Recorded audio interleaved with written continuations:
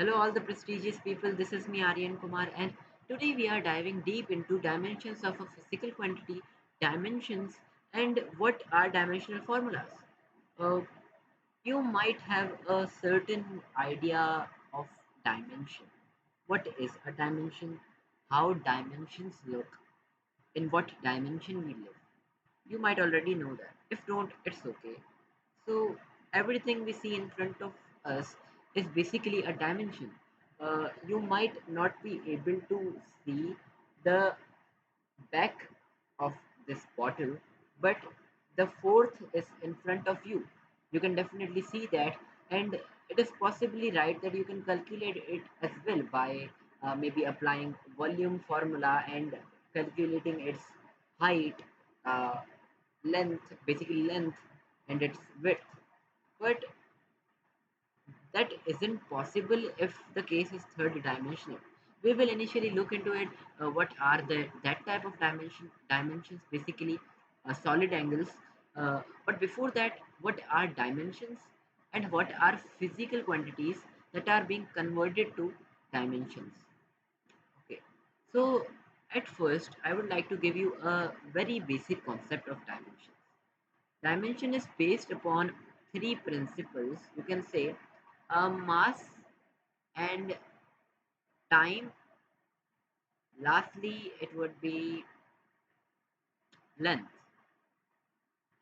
Now, this is majorly dependent upon these three things. Now, you might say there are other things as well, like temperature, maybe that is said as A, or you can add anything like you can literally add anything, but these three ones are the main, you can say, quantities or units and quantities that are being used at the most. Okay, now let's just start this whole concept with formulating a formula.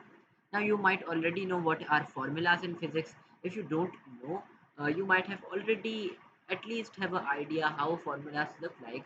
If you are studying science, you know that. That is how simple it is. Okay, so let's just go through any simple formula, that is velocity. Okay, so velocity equals to uh, d upon t, that is displacement upon time.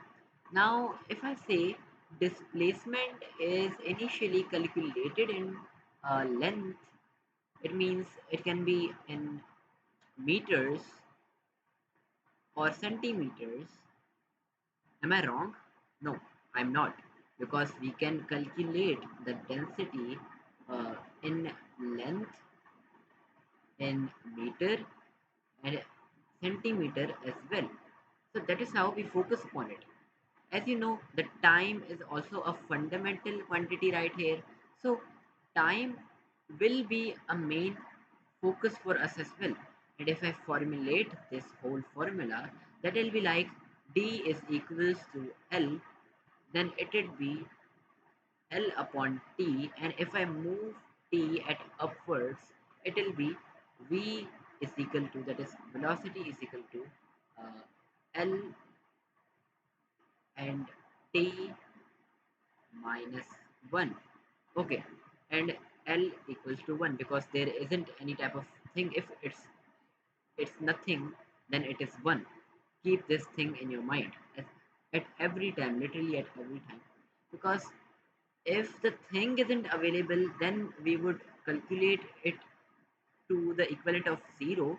But if the thing is available but the value isn't being changed, so it would be only a single one.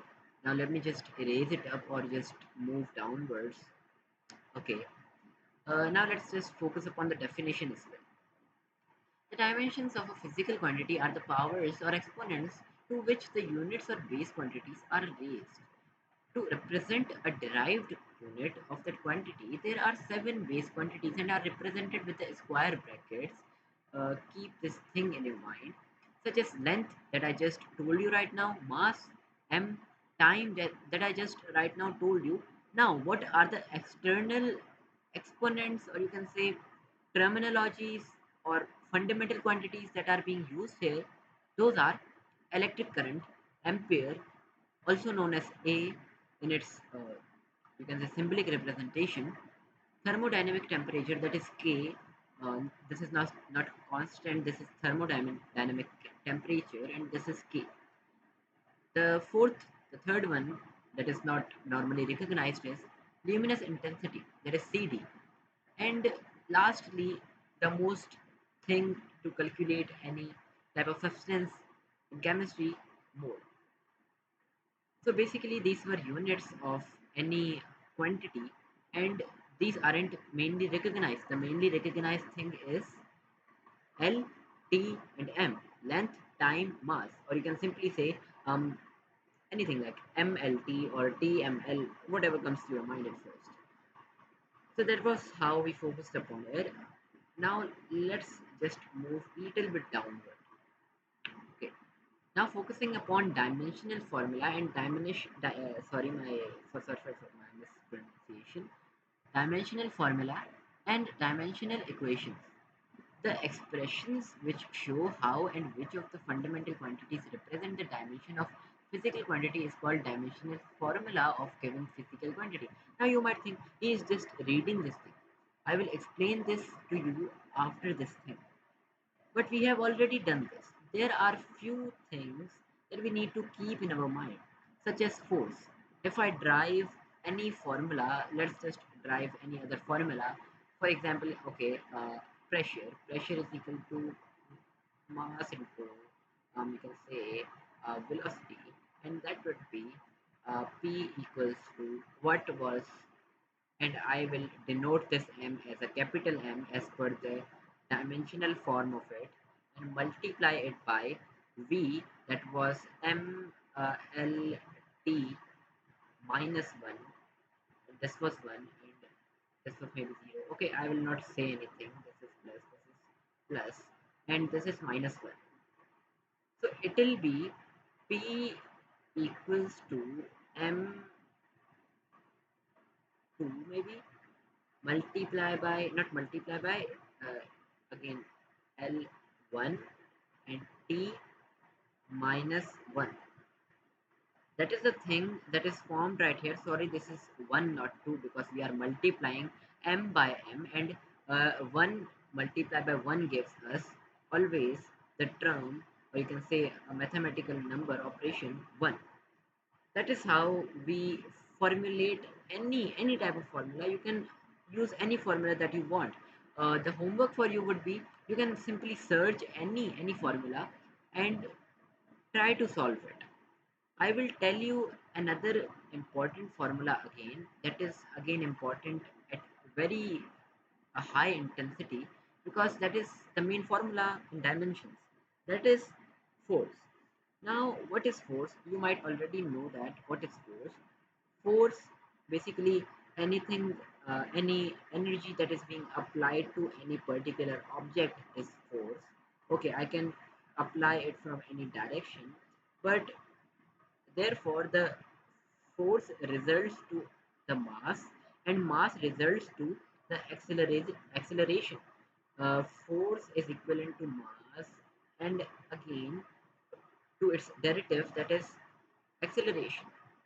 Now this is the formula basically, and force equal to m, I'll represent that as again a dimensional form of m, that is mass, and multiply that by acceleration.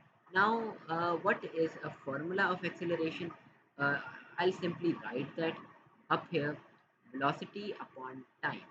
Okay, velocity upon time, that is the formula of acceleration. And as we found that velocity equals to m0 l1 and t minus 1, so I'll just simply put this thing into the formula, that would be f equals to m, that is a representation of a dimensional form, and again acceleration, that is equal to m0 l1 and t minus 2. So I can simply write this thing. Let me just move my face right here, and minus 1 upon t. Okay, if I'd move this t at upper side, that would be m l t and minus 2. As it will move upward, it will try to increase its number. Minus and minus initially results us to a plus, but the sign would be again minus. So that is our answer, or you can say dimensional form for force. And that is the most important part of dimensional analysis, or you can say this chapter, units and measurements. Thank you.